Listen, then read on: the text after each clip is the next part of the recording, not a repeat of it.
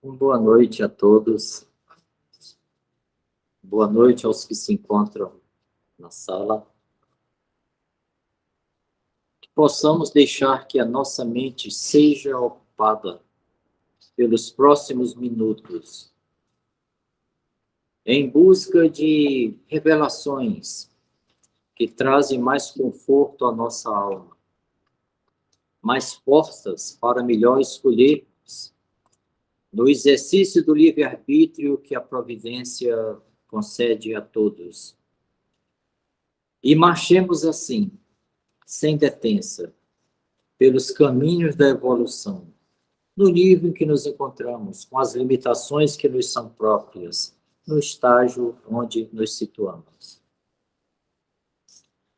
O tema de hoje, ele tem a ver com uma cooperação contínua, com uma assistência amorosa, que Deus concede a todas as criaturas, de modos diferentes, dependendo do estágio em que se encontra. A ascendência do Evangelho, ela já mostra a maior expressão do amor que nós somos capazes de compreender. Porque vem de uma fonte de excelência que é Jesus. Aquele que, desde os primórdios da preparação da nossa escola, há mais de 4,5 bilhões de anos, dirigindo uma verdadeira coorte celeste de seres angélicos, preparou a nossa escola com a antecedência de centenas e centenas de milhões de anos, num preparo árduo, incansável, enquanto percorríamos lentamente as estradas, desde as nossas origens, até comparecermos nos estágios da razão. Durante todo esse longo processo, que o André Luiz nos diz que transcorreu, em média, 15 milhões de séculos da preparação da nossa mente, sempre tivemos a assistência, o acompanhamento de orientadores, de cuidadores, de criaturas nossas irmãs mais à frente, exercendo o papel dos nossos pais, como mestres afáveis, atentos e sempre próximos a cada um de nós. Na questão 233 de O Livro dos Espíritos, no capítulo 6º da Vida Espírita, no tópico Espíritos Errantes, foi perguntado: os espíritos já purificados descem aos mundos inferiores? Fazem-no frequentemente, com o fim de auxiliar-lhes o processo. A não ser assim, esses mundos estariam entregues a si mesmos, sem guias para dirigi-los. Em tempo algum, qualquer seja o estágio em que a criatura se encontre nos planos da evolução, existe uma cadeia que nos liga aos que estão muito acima, como também nos liga aos que são iguais a nós pela lei das afinidades, mas também nos liga para os que estão mais abaixo pela lei da caridade, da fraternidade, da cooperação. Suplicamos ajuda. Temos o dever de coabitar do melhor modo com aqueles que têm experiências comuns, mas não esqueçamos de estender as nossas mãos dos que estão em estado de necessidade, de carência, a mais do que nós. O ciclo é sempre assim.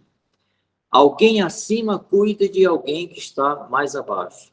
E nós, de nossa parte, que também cuidemos daqueles que estejam em situação ainda mais à nossa retaguarda.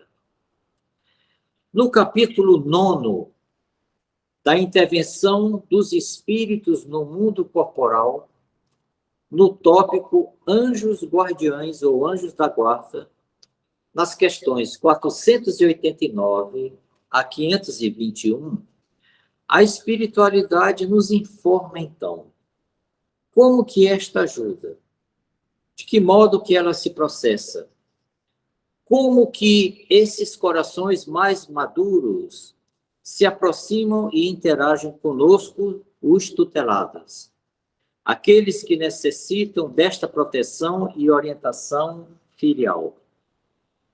Logo na questão 489, é dito que cada um de nós conta com um irmão espiritual. O bom espírito, ou bom gênio, que se liga a nós de um modo particular.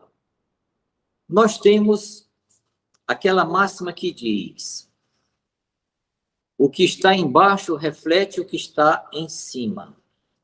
A família humana, ela demonstra o papel pelos pais no cuidado, na assistência, no zelo, no suprimento das necessidades, na proteção, na orientação, nos estímulos aos filhos. Assim, fazem conosco esse irmão maior, esse anjo guardião. Ele não fica do nosso lado 24 horas, como nós pais não ficamos 24 horas junto aos nossos filhos. No caso de nós reencarnados, temos os ciclos biológicos. Nós temos os afazeres que são necessários para amealharmos as condições do sustento. Cada criatura tem o seu livre-arbítrio, dependendo da idade biológica, com necessidades diferentes. No berço, na creche, na escola de formação, no trabalho, na formação de novas famílias. Obrigado. Então, nós vemos a importância da cooperação e do auxílio. Ele é o espírito protetor pertencente à ordem elevada. Ninguém exerce a tutela da orientação de outro ser em relação à orientação espiritual que não seja uma mente elevada. Por quê? Tem que respeitar o livre-arbítrio. Tem que deixar que nós, no nível de despertamento de consciência que detemos, realizemos as nossas escolhas, executemos os planejamentos que nós estamos urdindo, que nós estamos construindo para a nossa melhoria. Nós temos planejamentos que atendem à melhoria temporal, material. Temos planejamentos para a nossa melhoria ética e moral. Conhecimentos de leituras edificantes. Vamos buscar no Evangelho o maior celeiro. Mas existem outras literaturas de mentes que um dia aqui estiveram também exercendo este papel de uma maneira menor. Em todas as épocas, o Cristo sempre deixou que espíritos missionários, que corações mais elevados descessem até nós e tentassem impulsionar o coletivo. E a gente tem obras brilhantes que, quando as lemos, quando as analisamos e procuramos abstrair o conhecimento que elas encerram, nós crescemos em entendimento. Nós melhoramos a nossa capacidade de análise. Fazemos reflexões cada vez mais maduras. E conhecendo o nosso mundo íntimo, porque ninguém pode dizer que não conhece a si mesmo, os conteúdos somos nós mesmos. Nós somos o nosso próprio conteúdo. É claro que temos memórias mais recuadas que não temos acesso. No momento que mergulhamos na carne, existe um certo constringimento da mente perispiritual quando vai se ligar ao novo corpo. E aqui, pela biologia do corpo, nós só vamos completar esta ligação aos 21 anos em média. É quando novamente a nossa consciência se manifesta no máximo que é permitido nesta reencarnação. Nós não estamos aqui com toda a potência da nossa mente desperta. Existem traços, experiências ancestrais que, se estivesse agora no nosso mundo de memórias, elas causariam mais confusão do que benefício. Então, nós temos um núcleo duro de uma programação a ser desempenhada na reencarnação. Neste núcleo duro que viemos aqui aprender para progredir, esses instrutores amorosos estão nos acompanhando, estão nos intuindo, estão dizendo, minha filha, meu filho, olha, não dê asas a esses seus pensamentos nessa direção. Olha, alivia um pouco seu coração, isso não tem tanta importância assim. Você está num mundo de seres que são tão limitados quanto você. Os entrechoques, as lutas, as arestas, as diferenças são comuns entre imperfeitos. Não busque perfeições e harmonias com os seus iguais. Eleve a sua mente um pouco mais alto e beba da fonte divina que nunca deixa de cessar para os alimentar. Quando se diz, leia o Evangelho de Jesus, nós estamos bebendo da linfa que alimenta e fortalece o nosso espírito, criando as condições de verticalização. Nesse momento, o nosso anjo da guarda deixou vibrações benévolas para que, somadas com a nossa boa vontade, nós assimilemos e absorvamos e nos impulsionemos. Esse ser, ele nos acolhe pelo seu livre-arbítrio. Mas no momento que ele aceitou tutelar um programa reencarnacional e nos acompanhar, ele passa a ser responsável pelo nosso projeto pessoal. Todos nós temos alguém que cuida do nosso programa reencarnacional. Muitas vezes é por afinidade, outras vezes é por missão. E outras vezes é porque ele escolheu, eu desejo assumir esta incumbência. Nenhum ser que está executando este trabalho fica só nisso. Ninguém para ser apenas a babá, para ser apenas o cuidador de um outro irmão que esteja mais na retaguarda. A gente tem que pensar, se ele é uma mente superior à nossa, ele no mundo espiritual tem mais recursos do que nós dispomos de interação, de reagir, de estar nos acompanhando e, ao mesmo tempo, desempenhando outras tarefas que dizem respeito ao seu próprio desenvolvimento. Ele não está reduzido a um acompanhante físico do nosso lado, mas ele é uma mente que não tem distância e pode nos acompanhar de onde se encontrar. Caso nós, pela nossa rebeldia, pelo nosso desperdício, pelo nosso direcionamento mental, buscando atender aquelas nossas sombras ancestrais, caracterizadas pelo egoísmo, pelo orgulho, na alimentação de ilusões, no desrespeito à lei divina que já está desperta na nossa consciência. Nós sabemos que naquele momento que nós estamos dando uma desperta, que estamos passando outro para trás, que estamos tirando vantagens indevidas, que estamos buscando posições de relevo, nós estamos nos afastando dos preceitos gerais que proporcionam o desenvolvimento e harmonia entre os coletivos. Se a nossa violação for sistemática, este ser não vai jogar pérolas aos porcos. Ele não vai desistir de nós, mas está sendo ineficiente porque nós o estamos bloqueando por valores negativos. Nós temos o livre-arbítrio. E, neste caso, durante um certo tempo, nós vamos experimentar as trajetórias que escolhemos à deriva. Nós vamos vivenciar os resultados dos atalhos que nós elegemos. Então, eu convido que vocês peguem o capítulo 9 de O Evangelho, de O Livro dos Espíritos, no tópico Anjos Guardiões, ou Anjo da Guarda. Examine as questões 489 a 521 para reportar o esforço, o empenho,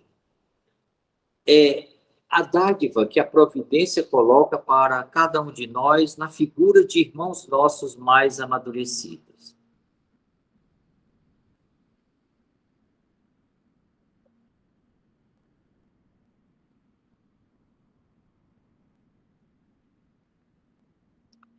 No livro Religião dos Espíritos, de Emmanuel, ele vem exatamente falar sobre a tarefa dos guias espirituais.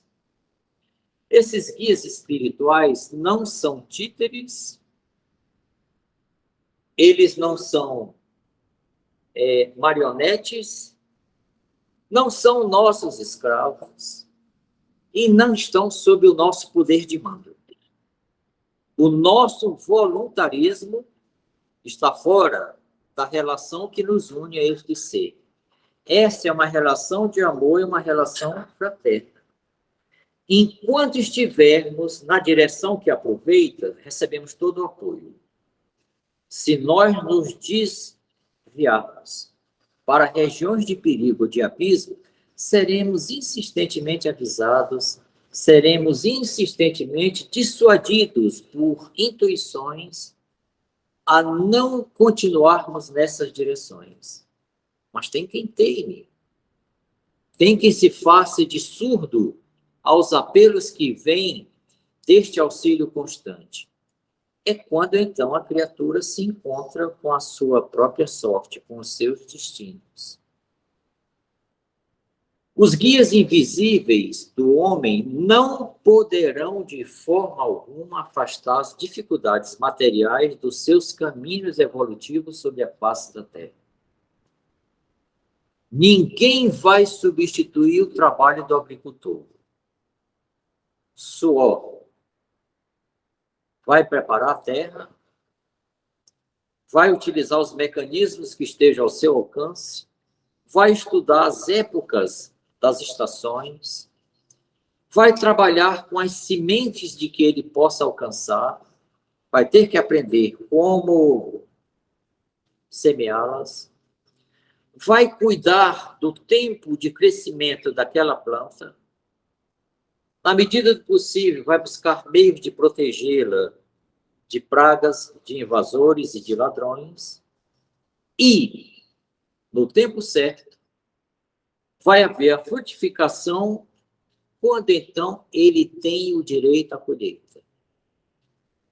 Nenhum anjo da guarda, nenhum ser espiritual veio nos substituir nas tarefas que nos dizem respeito. Deus, que é todo amor, colocou tudo o que nós necessitamos na nossa escola. A imagem do lavrador é aquela.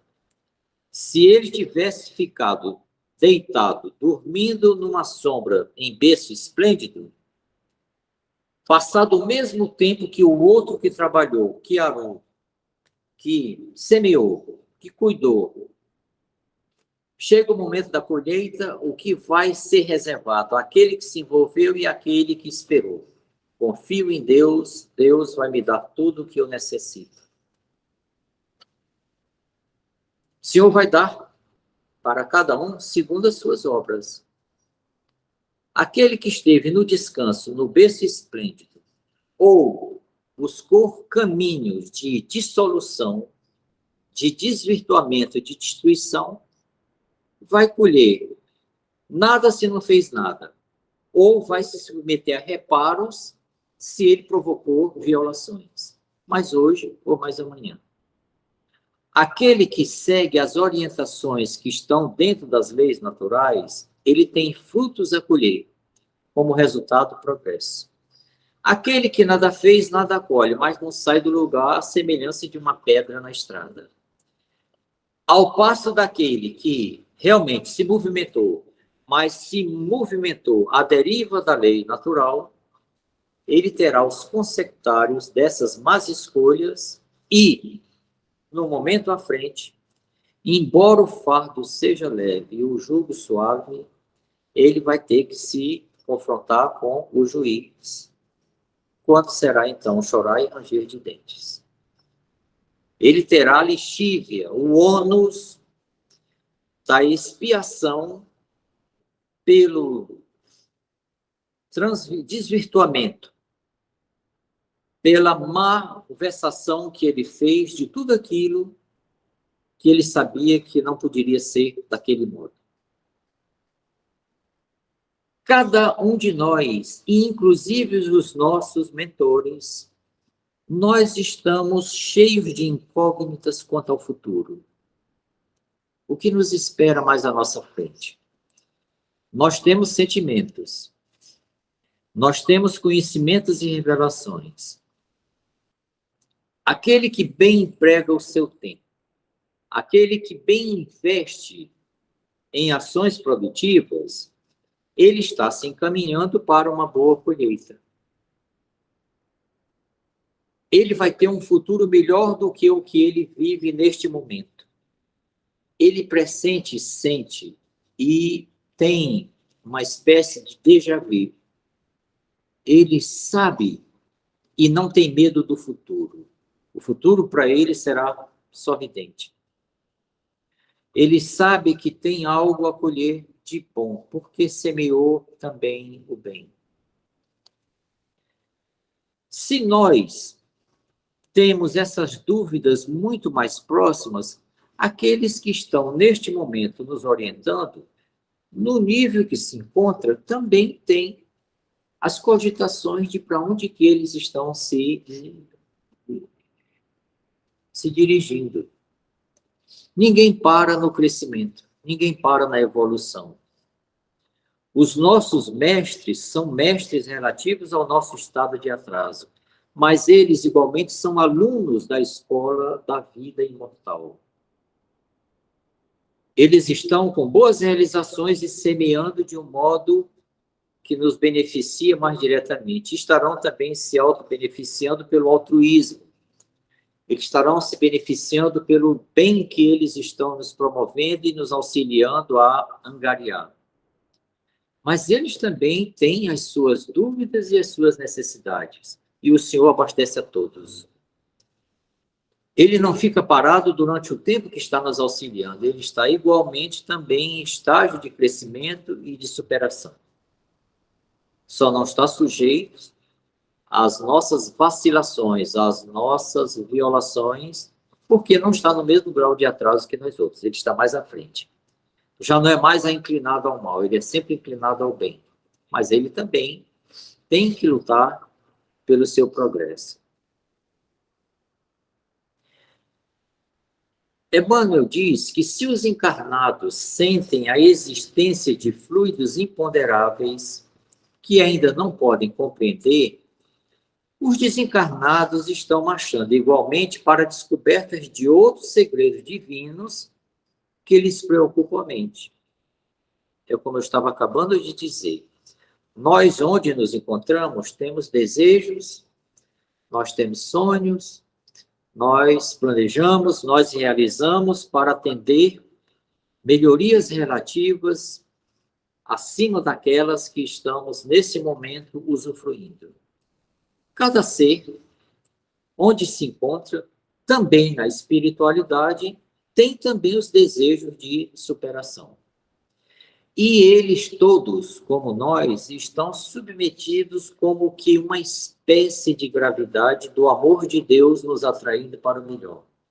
Deus atrai todas as suas criaturas para o melhor.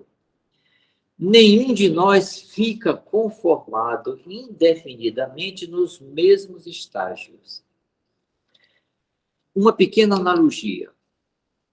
Quando nós estamos muito cansados, e se esse cansaço ocorre quando estamos de pé, realizando tarefas que estamos de pé, o que instintivamente primeiro procuramos? Sentar. Se a coisa foi muito sobrecarregada, você diz, não, aqui só uma deitadinha e um soneca de reparo. Por algum tempo, isso é refazedor. O que acontece quando nós ampliamos o tempo do descanso e do reparo? Ficar deitado um dia pode ser prazeroso. 2 dias, o indivíduo já começa a desconfiar que alguma coisa não está exatamente o alimentando como ele deseja. Uma semana deitado, ele já está dizendo, meu Deus, eu estou criando aqui caras, até aqui, já está ardendo a minha pele, não aguento mais ficar nesta posição. Deus nunca deixa que a gente esteja satisfeito no mesmo ponto.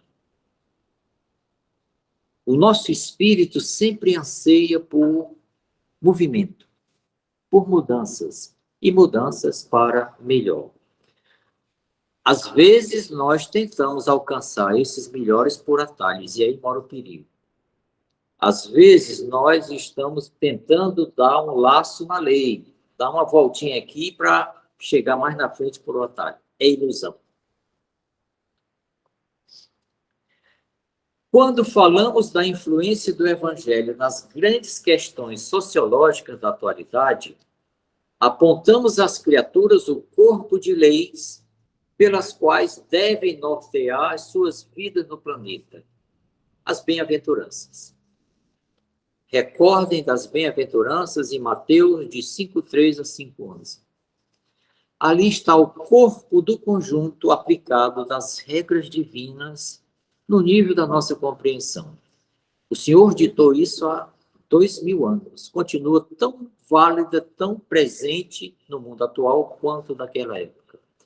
Eu posso até fazer mais elaboradas sofisticações das relações humanas, da visão sociológica, psicológica, psiquiátrica, científica. Eu posso até ter mais acervo dos registros históricos do que deu certo e do que não deu certo no processo civilizatório. Mas nada substitui o Evangelho. Nada substitui o Evangelho, porque o autor do Evangelho tinha a presciência de bilhões de anos à nossa frente. Diferente de elaborações mentais de seres que estão muito próximos de nós, em termos de elevação espiritual, que veio até um pouco à nossa frente. Por exemplo, quando nós pegamos Aristóteles, e pegamos Aristóteles num livro que se chama Metafísica. Metafísica, Avicena, que viveu no século IX, leu mais de 40 vezes, e é um cientista, vocês podem pegar Avicena do século IX. Cientista em quase todas as áreas do conhecimento. Ele, abeberando do conhecimento de Aristóteles, que é 5 séculos antes de Cristo, 1400 anos antes de Avicena, da pessoa, o cara no século IX está no atraso abissal.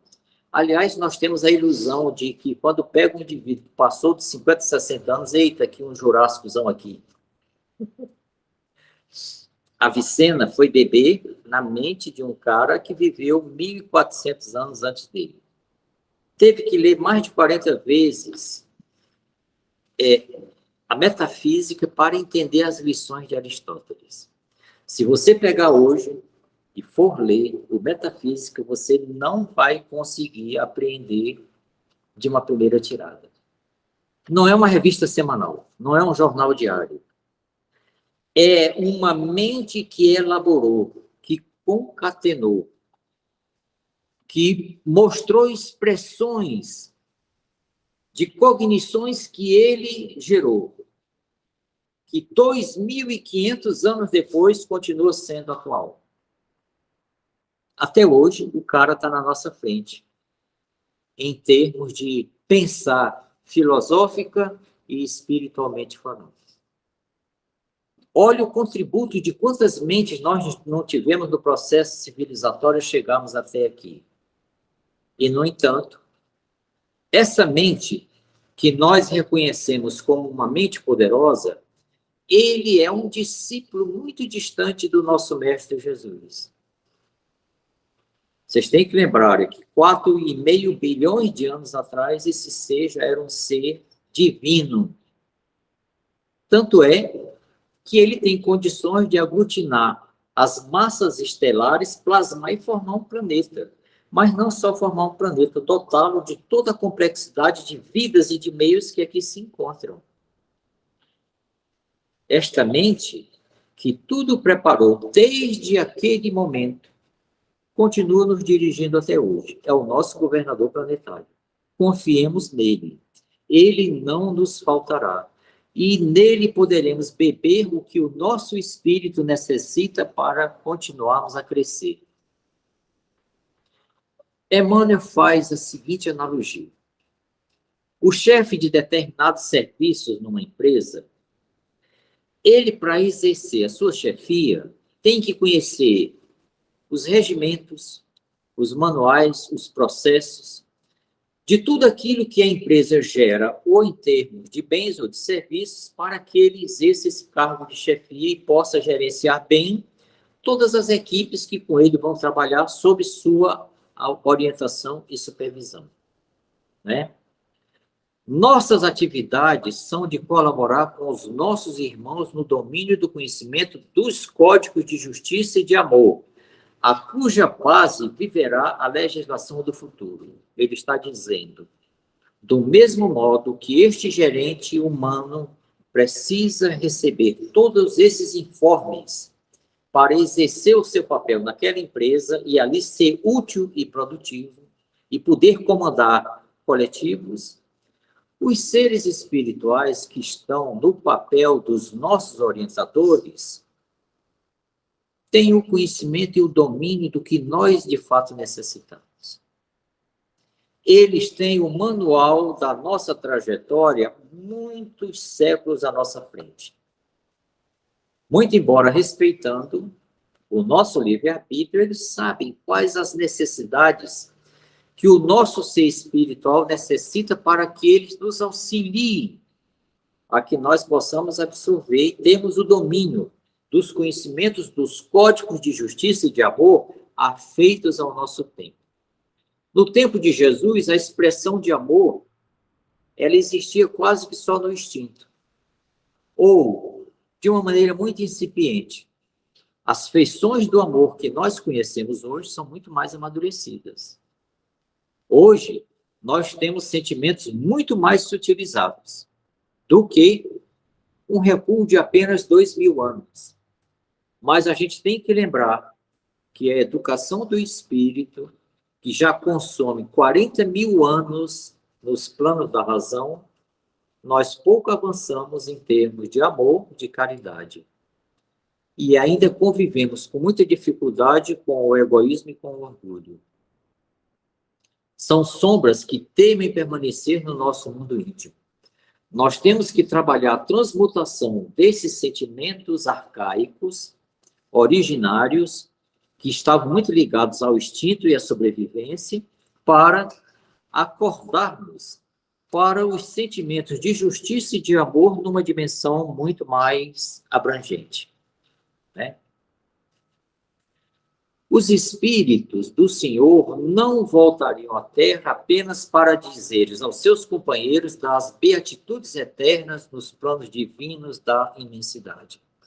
Quando estamos estudando a doutrina dos espíritos, eles não vieram dizer, olha, nos mundos celestes, nos mundos divinos, a harmonia, a expressão do amor, a serenidade, o envolvimento que essas mentes produzem sobre nós são tão acolhedoras que você se sente catapultado num verdadeiro céu.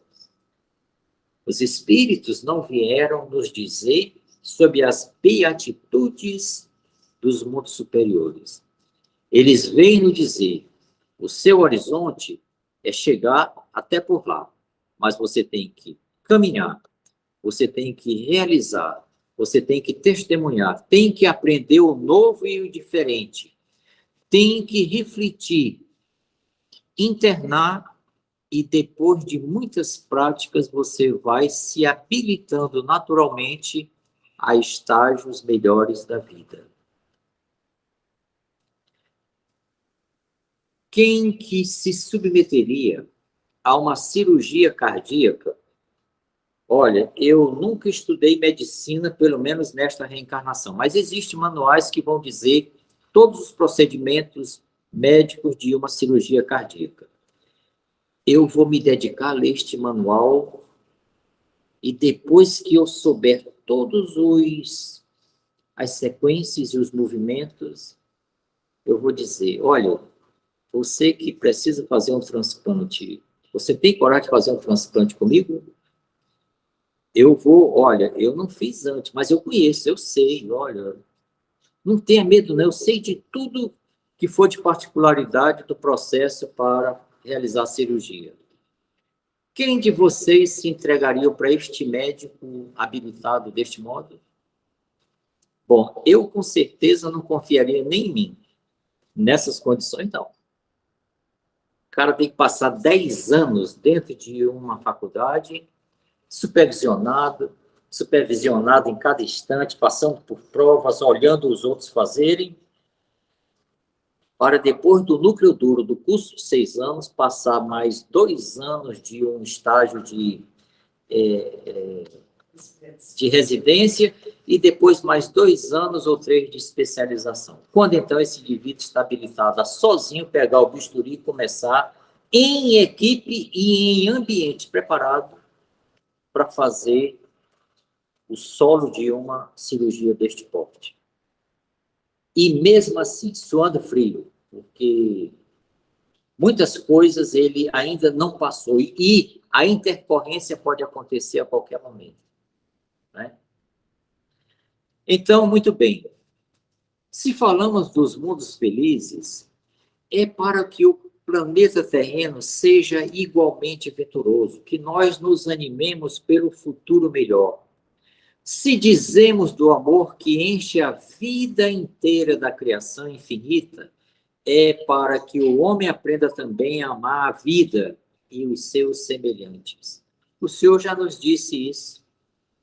Primeiro, busque amar de toda a sua força, de todo o teu entendimento, a fonte originária que te criou, que te sustenta, que te alimenta, que te dá tudo para que você continue na existência, Deus. Em seguida, amai-vos uns aos outros como eu vos tenho amado. Então, eles vêm nos dizer que o amor é o único caminho, eles vêm reafirmar isto. Se você pega no conjunto da doutrina, nas obras complementares, vocês vão sempre ouvir falar. A Joana de Ângeles diz que toda a criação repousa na dinâmica do amor universal. Tudo repousa no eixo do amor universal. O amor universal é instituído e sustentado por Deus. Então, o amor, de fato, é a fonte primeiva que nós todos devemos nos direcionar em intelectualização, em sentimentos, em realizações. E foi-nos dito uma forma muito grande da gente acelerar o processo do amor. Pratique a caridade. Seja benevolente com as faltas alheias. Seja indulgente com as transgressões do teu irmão e aprenda a perdoar. A caridade, ela tem muitas formas de ser exercitadas. A material é uma delas. Neste momento, nós temos cerca de 33 a 35 milhões de irmãos nossos, só no Brasil, que estão passando fome. Cerca de quase 5 milhões, o número tem crescido aceleradamente, Esses têm fome todos os dias. Além desses 33 milhões que estão com insegurança alimentar, nós temos 5 milhões que estão abaixo da linha da miséria. Abaixo da linha da miséria. Pessoas que não têm R$ 2 por dia para poder se manter. Esse, quando come um pãozinho francês, já está com uma iguaria. Que a gente tenha muito cuidado nisso. Porque, de um certo modo, a deformação da nossa sociedade, ela é também nossa responsabilidade no limite das nossas ações. Eu não posso me fechar em copas e dizer, isto é problema do governo, eu já pago impostos. Esta é a maneira mais fria de você dizer, eu não estou sentindo amor pelos meus irmãos. Os coletivos que dependem dos governantes, ai daquele que não esteja administrando bem os depósitos dos nossos impostos que são colocados sobre a sua disposição. Congresso, Executivo e Judiciário, um sistema tripartite como o nosso, tem imensas responsabilidades na partição das riquezas que nós geramos. Um país tão rico, tão farto de alimento como o nosso, e nós continuamos com problemas crônicos de resolver a necessidade básica da alimentação para expressivo número dos 217 milhões que somos agora. Se, como diz os Espíritos, discorremos acerca das condições aperfeiçoadas da existência em planos redimidos do universo, é para que a Terra ponha em prática essas mesmas condições.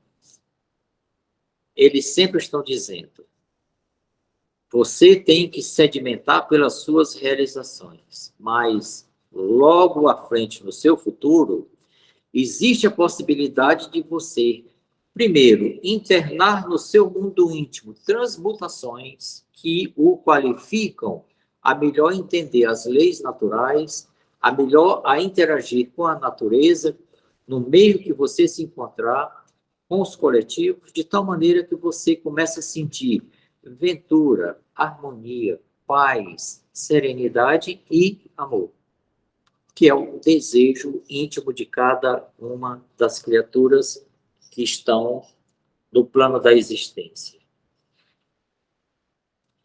A diferença é que os códigos aplicados aqui são relativos ao nosso estágio de desenvolvimento.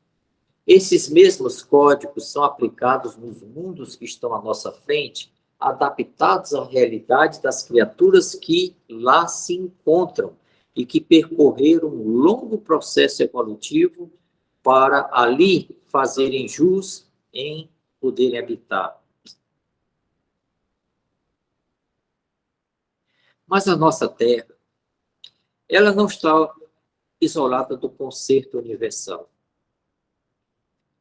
Ela não está indene ao que os sóis emitem. O Sol e as estrelas representam no mundo material a expressão das consciências divinas e celestes, porque nesses corpos só existe doação. A energia que o Sol doa em cada instante, todos os dias, pelos milhões de anos,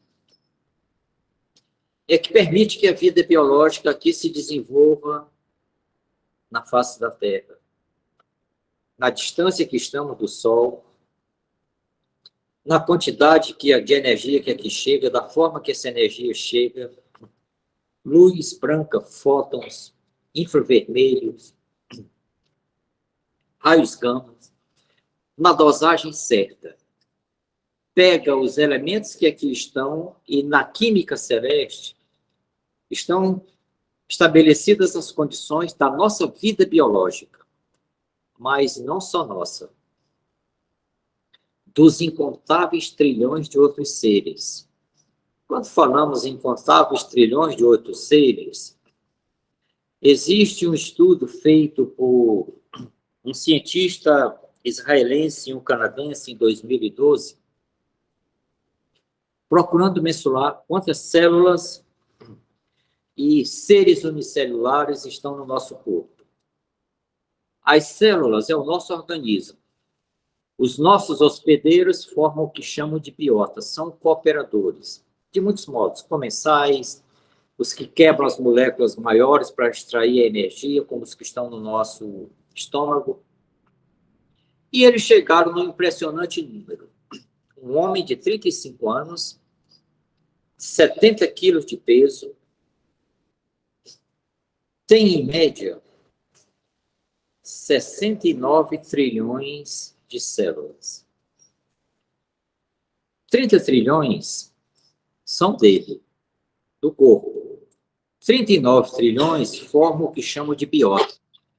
Sem essas 39 trilhões de células que foram se juntando ao nosso corpo no processo da evolução darwiniana, nós hoje não teríamos condições de viver aqui na face da Terra.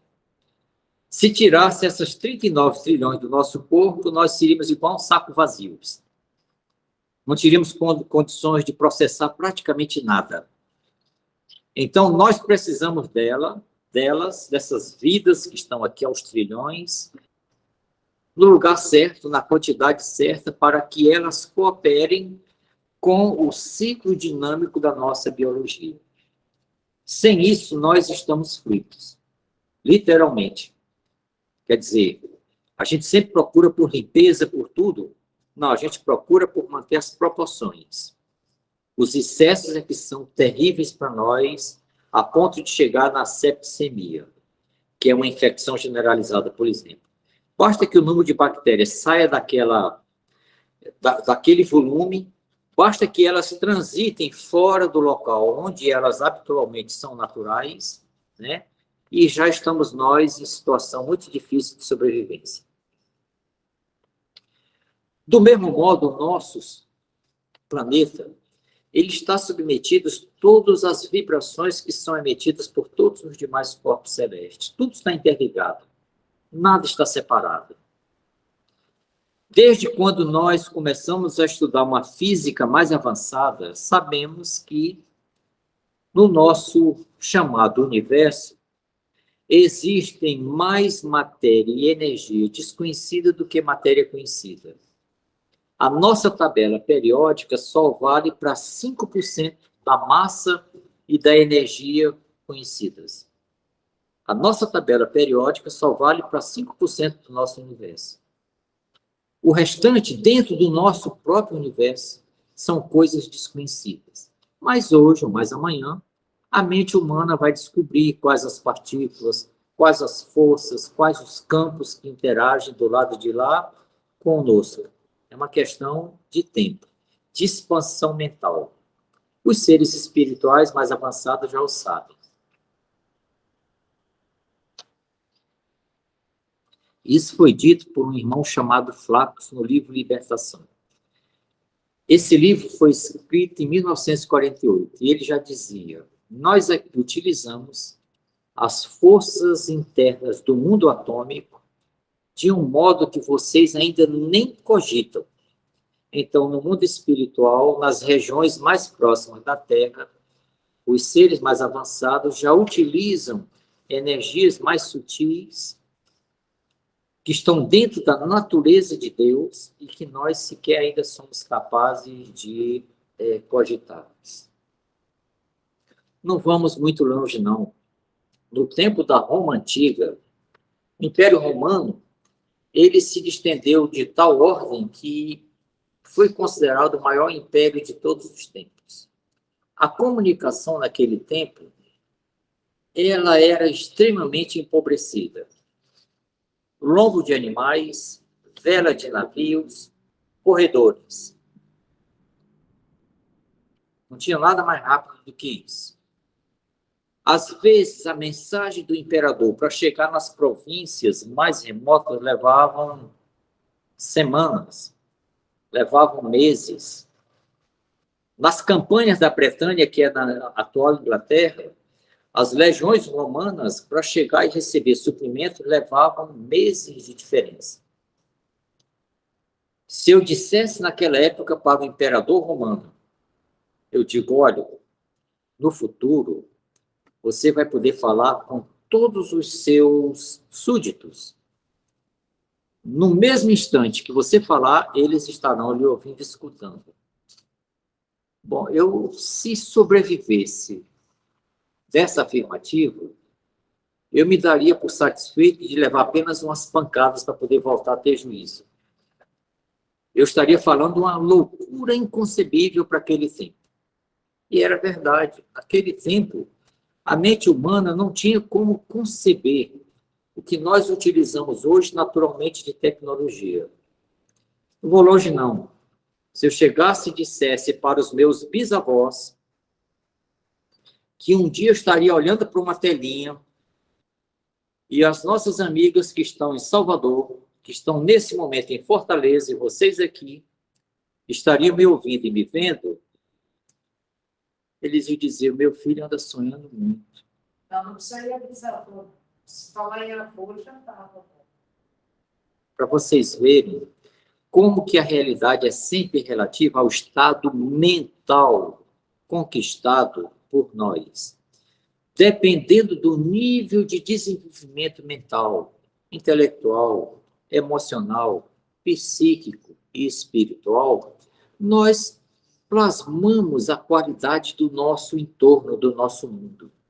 É o que eles chamam de lei das afinidades. A justiça sendo distribuída pelas justas conquistas, em todos os sentidos.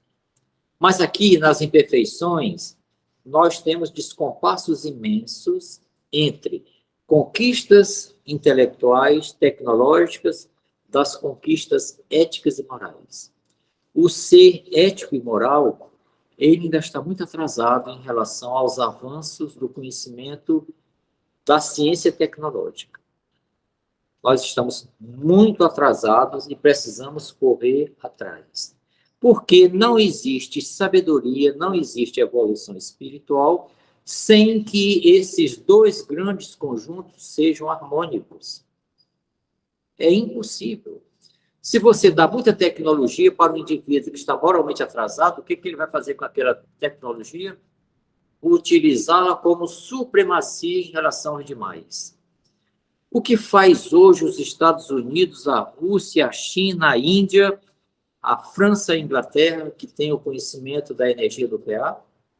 Eu tenho poder. Não me desafio. Você não tem capacidade de me confrontar além da minha aceitação. Hoje estamos vivendo nisso. Quanto que se emprega em construção de armas mais letais? Dezenas e dezenas de bilhões de dólares que seriam capazes de sanar com toda a fome, analfabetismo e as doenças endêmicas do planeta algumas vezes. E, no entanto, ainda construímos armas e equipamentos letais. É o estado da nossa civilização. É o estado da nossa civilização. Hoje estamos completando 77 anos que foi lançada em Nagasaki uma bomba atômica que realmente matou cerca de mais de 80 mil pessoas e acabou com a Segunda Grande Guerra. Mas uma arma letal, né? Comemora-se hoje, o Japão comemora para que nunca mais isso se repita. Então, nós somos ainda capazes de disseminar destruição, dor, injustiça, ódio e violência. É o nosso mundo interno que não foi suficientemente trabalhado. E os nossos mentores e os nossos anjos guardiões estão lutando para que nós não saiamos do roteiro que foi traçado para o nosso desenvolvimento antes de reencarnarmos. Apenas isso.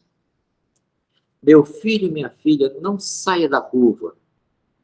A curva que garante a sua tranquilidade, que lhe leva para a serenidade cada vez maior, que permite que você possa sentir de uma maneira cada vez mais melhorada os melhores sentimentos que são o amor e a justiça.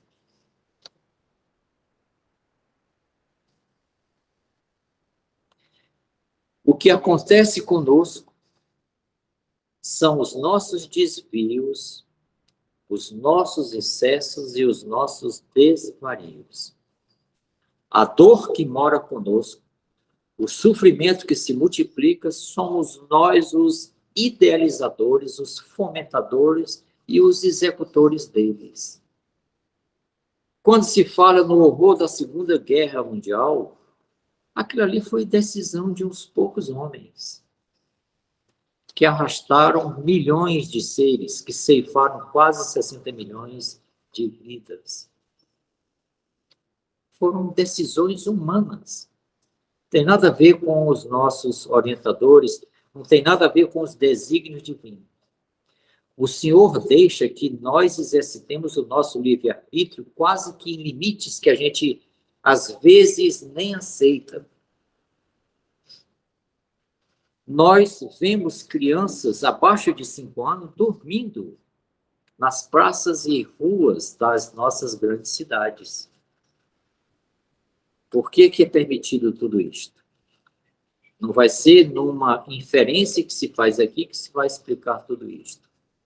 Então, nós todos temos que compreender que o essencial é levarmos as nossas mãos às boas obras, as nossas ações de uma forma continuada e perseverante, a nossa busca por novos e melhores conhecimentos, a nossa reflexão no Evangelho de Jesus como nunca fizemos antes e como está tão disponível e auxiliar hoje. Quantas leituras nós não temos sobre o Evangelho? Um colega fez uma pesquisa há algum tempo, disse que tem mais de 1.500.000 artigos, dissertações, teses, reportagens sobre os conhecimentos do Evangelho. Isso é muito pouco, porque quantas notícias são geradas hoje com o mundo da informática, da internet, das mídias? Milhões a cada dia. Hoje nós não temos como absorver as informações que são veiculadas por todos os meios que estão propelindo e propagando informações. Nem mesmo dados. Nós temos a capacidade de processar os dados que estão sendo gerados hoje pelas mentes humanas. Mas nós temos toda a capacidade de, seguindo o Evangelho de Jesus, direcionarmos melhor os nossos passos, fazermos melhores escolhas e nos empenharmos de fazer aquilo que a nossa consciência já nos aconselha. Então, agradeçamos sempre a providência do Senhor, agradecemos a esses invisíveis que nós não sabemos o nome, que não estamos vendo os seus semblantes, que não desiste de nós, que estão conosco. E a cada momento, melhorando as nossas escolhas e os nossos passos, porque eles não nos estão dando cola, não. Eles estão nos dizendo sobre, olha, a melhor janela de observação é essa. Cabe a mim e a cada um acolher ou não acolher as boas intuições. É por isso que nós agradecemos nas preces. Graças ao Senhor pelas boas intuições. Dai-me força, Senhor, para que eu não caia tanto nas minhas próprias falhas. E não permita que eu levante a minha mão contra o meu irmão. Peçamos sim, com muita humildade, porque somos ainda muito frágeis e ignorantes, mas sob as bênçãos do Senhor. Muito obrigado a todos.